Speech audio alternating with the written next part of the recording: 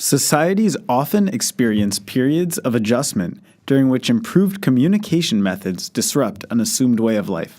From religious violence prompted by the invention of the printing press to the yellow journalism of the Gilded Age, what we today call fake news is responsible for many chaotic events and has grown increasingly complex in accordance with modern communication technology. Fake news, also called junk or false news, is defined as fabricated information that mimics news media content in form, but not in organizational process or intent. The proliferation of vast social media networks on the internet has made sharing and receiving incorrect information a daily occurrence for billions of people around the world.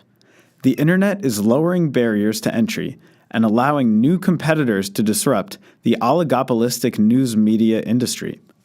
The new players have already distorted politics around the globe, affecting countries on every continent and at every level of economic development.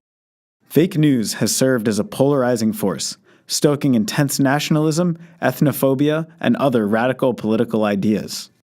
As the internet continues to absorb public life, it is critical that we understand how this technology shapes social institutions. A technosocial system is one in which people and technologies combine to work as heterogeneous but functional wholes. Based on this definition, we can see governments, especially those with democratic components, as distributed technosocial systems. Using this framework, we begin to understand fake news as a vulnerability in information distribution infrastructure. Fake news provides an entry point for motivated actors to obtain disproportionate influence on a nation's political process, undermining physical and information security. Recognizing nation-states as technosocial systems will empower security experts, policymakers, and citizens to reduce the damaging effects of fake news. At the heart of the current fake news trend lies the rapid deterioration of traditional news outlets. These organizations have faced declining revenues and staff sizes over the past 2 decades. As a result, the organizations which largely upheld journalistic integrity have lost much of their power to filter the information made available to civil society. Concurrently, online advertising and social media have created a strong profit incentive for individuals and groups to produce and disseminate fraudulent news content. Much of the supply of fake news is being created in Russia, Macedonia, Romania, and the United States. While fake news producers have their political preferences, money is the primary motivator. In Macedonia, where the average monthly income is just $26, fake news producers can make thousands in a single day. Social media services, most significantly Facebook and Twitter, operate by maximizing the amount of time spent on the site and profit when more information is shared. These companies have little incentive to mitigate the sharing of false news. Junk news rose to its current level of infamy during the 2016 U.S. presidential election. Approximately 2/3 of adults were getting news information from social media, even though a majority of them believe fake news poses a threat to democracy.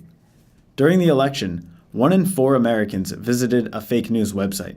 That consumption was disproportionately observed among Trump supporters, for whom the largely pro-Trump content was attitude consistent. It's clear that false news was prevalent during the election, but it may be impossible to know exactly how much of an effect it had on the result. Regardless, Russia is actively engaged in deepening partisan divides to degrade American civil society. In May 2016, a dozen people protested against the perceived threat of radical Islam in Houston, Texas. They were met by a much larger crowd of counter-protesters marching against hate and intolerance. What neither side realized until later was that both protests were organized by Russian groups. Social media giants, such as Facebook CEO Mark Zuckerberg, have testified before the U.S. Congress to address these issues.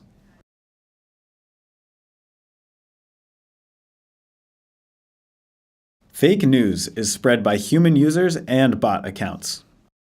In the context of social media, botnets are a network of accounts controlled by computer code that work to spread information and affect public opinion.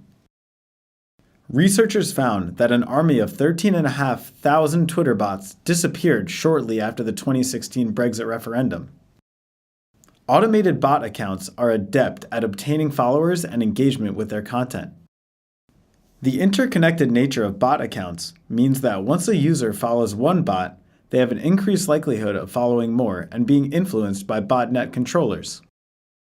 While botnets are a common tool for spreading misinformation, the impact of botnets and outside political actors may be overblown. Bots accelerate the spread of true and false news at the same rate, implying that false news spreads more than the truth because humans, not robots, are more likely to spread it. Fake news stories typically have a high level of novelty, making humans more likely to share them. People also prefer information that confirms their existing beliefs and are more likely to view and believe this kind of information, even when it is incorrect.